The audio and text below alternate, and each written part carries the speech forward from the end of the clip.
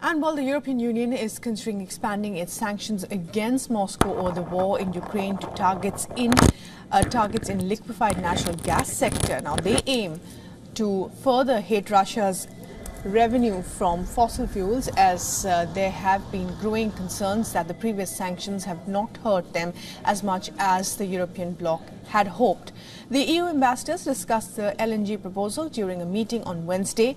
Now, according to one of the diplomats, talks are still in the early stages. The EU has already unleashed 13 rounds of unprecedented sanctions against Russia since its 2022 invasion of Ukraine. Many of the sanctions target Moscow's key oil and gas exports. The latest proposal by the European Commission contains elements on the ship-to-ship transfer of LNG. It will entail a ban on ports in the European Union re-exporting Russian LNG to third countries outside the bloc. However, the EU states could still import the fuel.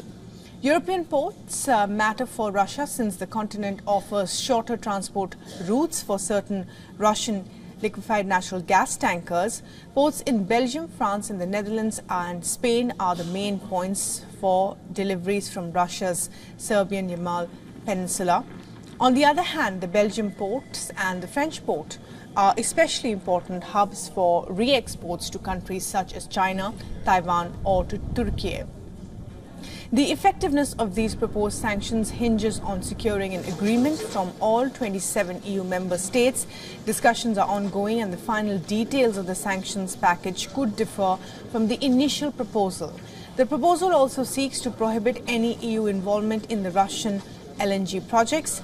It's important to note that the EU still relies on Russian LNG imports. Data shows the European Union nations purchased $8.8 billion worth of Russian LNG in 2023. The proposed sanctions package may also include measures targeting additional Chinese entities accused of supplying Russia with military technology. For all the latest news, download the WION app and subscribe to our YouTube channel.